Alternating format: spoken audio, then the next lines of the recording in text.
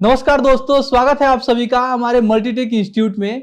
तो आज का जो हमारा टॉपिक रहने वाला है, तो ये देखिए यहाँ पे VRV EMI जो है हमारा फिल्टर कार्ड जो होता है उसी के बारे में रहने वाला है। उसी का मैं एस्मेटिक डायग्राम के थ्रू मैं आप लोगों को बताऊंगा कि ये जो कार्ड है उसमें कौन कौन से कंपोनेंट लगे होते हैं और किस कंपोनेंट का क्या वर्किंग होता है और कैसे इसमें जो वोल्टेज को है फिल्टर किया जाता है। इस कार्ड को जानने से पहले मैं आपको इस सेक्शन को जानने से पहले मैं इसके कार्ड के बारे में थोड़ा सा आपको दिखाता हूं। तो आइए, जैसा कि आप देख सकते हो यहाँ पे स्क्रीन पे ये जो कार्ड है यही हमारा है EMI कार्ड। इसमें सप्लाई जो है यहाँ पे 3 फेस की सप्लाई इन होती है। जो यहाँ पे कनेक्टर दिख रहे हैं 5 वायर के, इसमें से 3 कनेक्टर होते हैं हमारे 3 फेस के, जैसे UVW फेस होता है हमारा L1 L2 L3। उसके बाद एक हमारा होता है न्यूट्रल का और उसी के साथ साथ एक लगा होता है अर्थिंग का। तो ये सारे जो सप्लाई है ये हमारे फिल्टर होके और यहाँ पे आउटपुट यहाँ पे देखिए 3 ये और 2 यहाँ पे, यानी 3 हमारे फेस हो गए और एक न्यूट्रल का हो गया और एक अर्थिंग का। तो ये जो है हमारे सप्लाई कैसे फिल्टर होते हैं, कौन कौन से कंपोनेंट लगे हुए होते हैं, इन्हीं कंपोनेंट को हम डीपली समझेंगे कि ये काम कैसे करता है। वीडियो को स्टार्ट करने से पहले मैं आपको बता दूं कि जो हमारा मल्टीटेक इंस्टीट्यूट है अलग अलग मल्टीपल टाइप के कोर्सेज कराता है, जैसे VRV HVAC PCB रिपेयरिंग और VFD PCB रिपेयरिंग, AC हमारा होता है AC fridge washing machine microwave, LED TV printer CCTV, ये सब अलग अलग टाइप्स के टेक्निकल कोर्सेज कराता है। अगर आप भी इन कोर्सेज को ज्वाइन करना चाहते हो और पूरी प्रैक्टिकल तरीके से सीखना चाहते हो तो आप हमारे मल्टीटेक इंस्टीट्यूट ज्वाइन कर सकते हैं। हमारे दिए गए नंबर पे कांटेक्ट कर सकते हैं और आके यहाँ पे विजिट करके डेमो क्लास जरूर लीजिए। तो आइए वीडियो के टॉपिक पे चलते हैं। जैसे कि यहाँ पे देख सकते हैं, यहाँ पे ये हमारा कनेक्टर है 5 पिन का, जिसमें हमारा L1 L2 L3 और उसी के साथ न्यूट्रल और हमारा एक अर्थिंग का है। इसी में ये जो कंपोनेंट लगे हुए हैं, ये अलग अलग टाइप्स के कंपोनेंट जो दिख रहे हैं, ये कैसे ये वोल्टेज जो है फिल्टर होके हमारा इस कनेक्टर तक पहुंच रहे हैं, वही आज का हमारा टॉपिक रहने वाला है। तो देखिए यहाँ पे सबसे पहला कंपोनेंट की अगर हम बात करेंगे तो यहाँ पे जो कंपोनेंट लगा हुआ है ये है हमारा फ्यूज। ये हमारा फ्यूज है।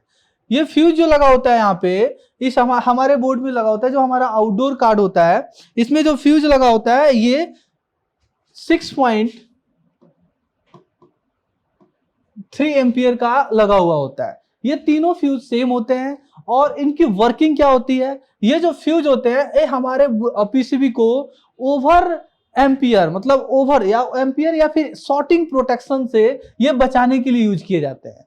ये जो फ्यूज होता है वो शॉर्टिंग प्रोटेक्शन के लिए यूज किया जाता है। कैसे? अब जैसे हमारा फ्यूज लगा हुआ है, अगर आगे सप्लाई अगर कोई भी लोड में अगर शॉर्टिंग हो गया, जैसे मान लीजिए ये हमारा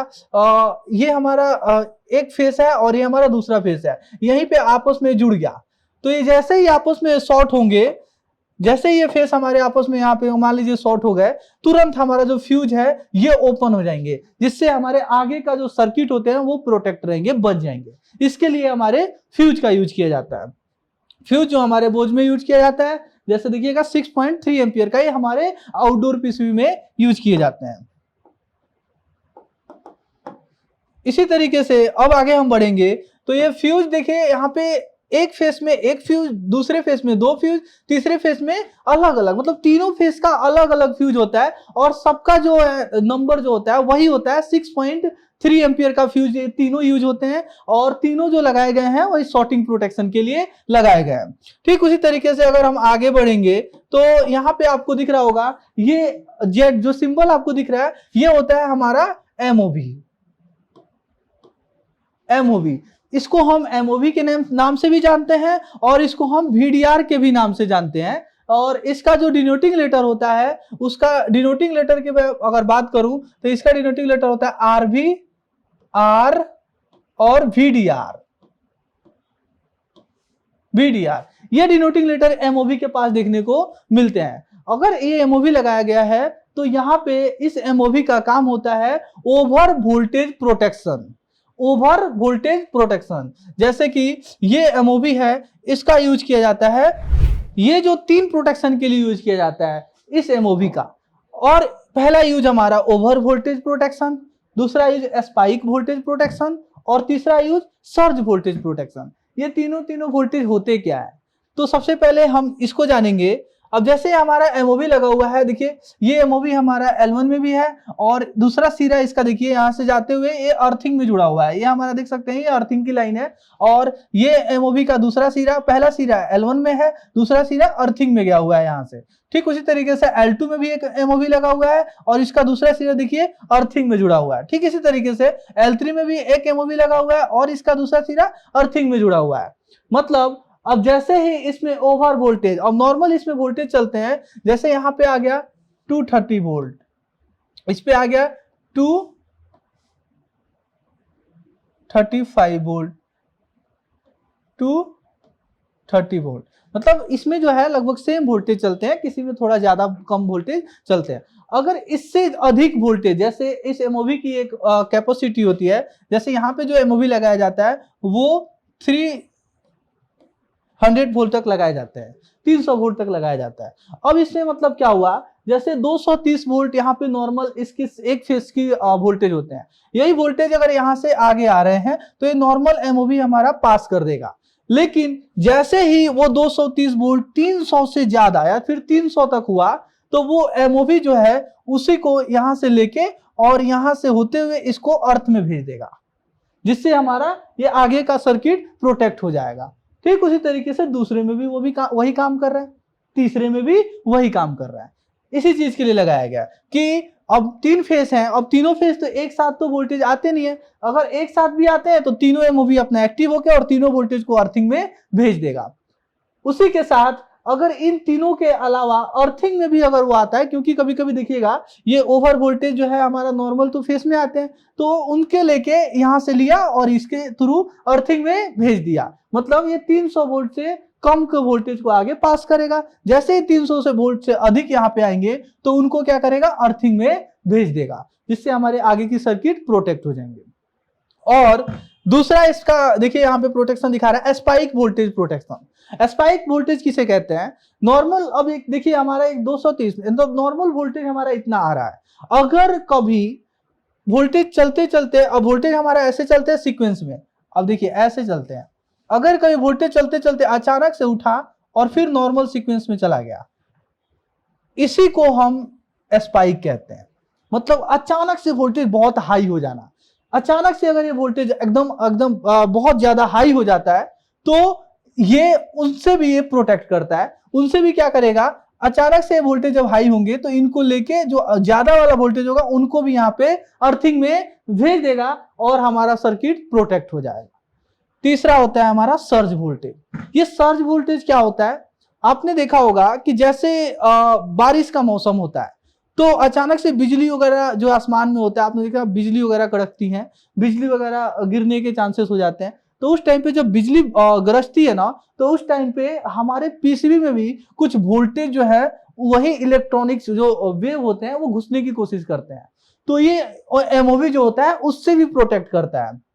कैसे, अब जैसे ये नॉर्मल वोल्टेज हमारा इतना आ रहा है, अब जैसे बिजली का वहां पे वेव आया, जैसे ही वो वेव आएगा तो ये वोल्टेज बहुत ज्यादा बढ़ जाएंगे, लेकिन वो बढ़ेंगे भी तो यहीं तक, इससे आगे नहीं जाने देगा ये एमओवी, इसको तुरंत यहां से लेगा और इनको अर्थिंग में भेज देगा, अर्थिंग के जरिए बाहर निकाल देगा। अब यहाँ पे क्या हुआ, अब यहाँ पे देखिएगा एक आप नॉर्मल एक कंपोनेंट दिख रहे हैं जिसको हम कहते हैं टीवीएस डायोड। ये टीवीएस डायोड जो होता है नॉर्मली अगर देखा जाए तो ये हमारा प्रोटेक्शन के लिए लगा गया। ये नॉर्मल डायोड की अगर हम बात करें तो नॉर्मल डायोड का आपने देखा होगा, anode to cathode positive supply pass करता है, कैथोड टू एनोड पॉजिटिव को पास नहीं करता है। लेकिन इसमें देखिए इस टीवीएस डायोड में 2 एनोड दिए गए हैं और एक कैथोड टाइप का है। तो अब इसमें क्या होता है, ये जब कभी कभी ऐसा होता है जब बिजली कड़कती है तो इन तीनों फेसों में भी आ जाएगा और यहाँ पे न्यूट्रल में भी आ जाएगा और अर्थिंग में, मतलब पूरे के पूरे उसमें जितने भी हमारी फेस की सप्लाई होती है, 3 फेस हो, एक न्यूट्रल एक अर्थिंग, सब में जो है वो वोल्टेज जो है हमारा सर्ज वोल्टेज घुसने की कोशिश करता है। तो यहाँ पे देखिएगा न्यूट्रल के लिए 2 एमओवी अलग से लगाए गए हैं, अगर इन तीनों के अलावा न्यूट्रल में भी आता है तो भी यहां से उठा के ये इधर भेज देगा, और इन तीनों में आएगा तो ये भी उठा के अर्थिंग में भेज देगा। अब मान लीजिए अर्थिंग में भी आ गया तो क्या होगा, तो इसी के लिए लगाया गया है TVS diode.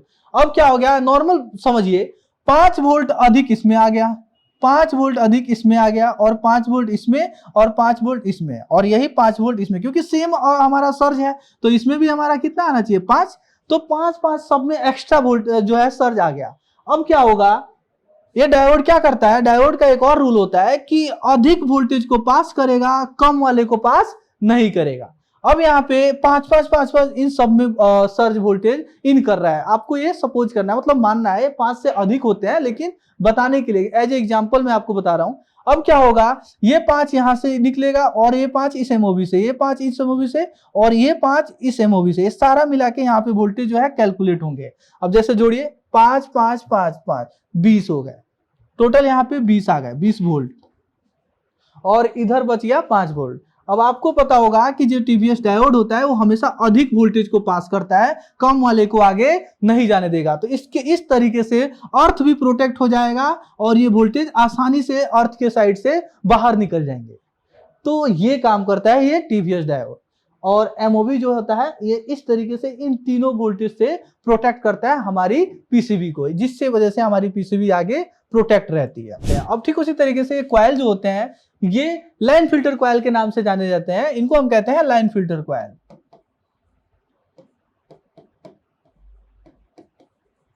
Line filter coil ये जो होती है, जो हमारी सप्लाई चल रही होती है, वो हाई फ्रीक्वेंसी अगर आता है तो हाई फ्रीक्वेंसी को रोकता है और लो फ्रीक्वेंसी को पास करता है, और सप्लाई को प्रॉपर स्मूथ रखता है, और ये आउटपुट करता है। ये कॉइल किसी किसी में 2 देखने को मिल सकते हैं, किसी किसी में सिंगल भी देखने को मिलते हैं। और ये जो आप फिर सारे कंपोनेंट दिख रहे हैं, कोई कंपोनेंट ये फ्यूज पहले लगा हुआ होगा, कोई एमओवी पहले लगा हुआ होगा, कोई सीएक्स कैपेसिटर, मतलब ये अलग अलग भी देखने को मिल सकते हैं। मतलब जरूरी नहीं है कि आपको यही पहले देखने को मिले।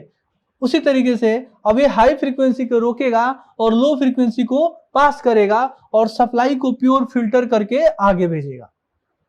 ठीक उसी तरीके से यहाँ पे भी जो कैपेसिटर देख रहे हैं, इनका भी सेम वर्किंग है इसके तरह, नॉइज को फिल्टर करना और अनवांटेड फ्रीक्वेंसी को बाईपास करना। अब यहाँ पे ये अनवांटेड फ्रीक्वेंसी या तो इधर से, अब यहाँ से कभी कोई बची हुई फ्रीक्वेंसी आई तो उसको कर देगा, नहीं तो इधर भी हमारा जो लोड होता है कहीं और ये सप्लाई जाता है तो उधर भी स्विचिंग होता है, तो वो अगर स्विचिंग रिटर्न आए तो उसको रिटर्न ना आने देगा, वो यहीं से जो है उनको फिल्टर कर देगा और यहीं से बाईपास कर देगा। ठीक उसी तरीके से यहाँ पे ये छोटे छोटे कैपेसिटर्स हैं, ये जो दिख रहे हैं आपको सीएक्स, ये दोनों ये बड़े कैपेसिटर्स, मैंने अभी आपको पहले पिक्चर में दिखाया था, और ये जो होते हैं ये छोटे वाले कैपेसिटर्स हैं। ये इनका जो काम होता है ये भी बिल्कुल वही अनवांटेड एक्स्ट्रा फ्रीक्वेंसी, जो इधर से बन रही फ्रीक्वेंसी होगी वो यहाँ से लेगा और सीधे देखिए यहाँ से इनको अर्थिंग में मिला देगा, अर्थिंग में भेज देगा।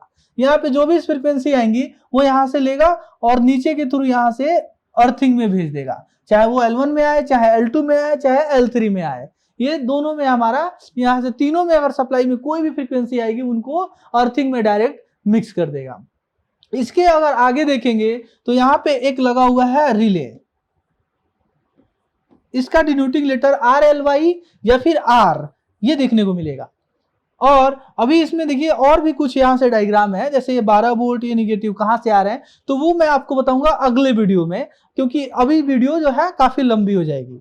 ये रिले का 2 स्विच का टर्मिनल है, और ये जो रिले लगा होता है यहाँ पे हाई एम्पियर का रिले लगा होता है, जैसे कि 10 एम्पियर से ऊपर का रिले यहाँ पे देखने को मिलता है। यहाँ पे किसी भी एक फेस की सप्लाई को यहाँ पे इस रिले के थ्रू बाईपास किया जाता है। क्यों? क्योंकि आगे की जो सर्किट होती है उनके प्रोटेक्शन के लिए। अब मान लीजिए एक ही बार तीनों सप्लाई जाएगा, अगर कहीं शॉर्टिंग वगैरह होगा तो और ज्यादा शॉर्टिंग हो जाएगा और भी कोई कंपोनेंट खराब हो जाएगा। इसीलिए ये एक सप्लाई को रिले के थ्रू दिया गया है, ताकि ये 2 सप्लाई के थ्रू जाएगा तो आगे वाला सर्किट थोड़ा सा ऑन होगा और पूरे सेक्शन को आइडेंटिफाई करेगा, फिर इस रिले पे सिग्नल मिलेगा, फिर ये स्विच ऑन होगा, फिर ये सप्लाई जो है हमारे यहां से होते हुए फिर ये पहुंचेगा हमारे कनेक्टर पे।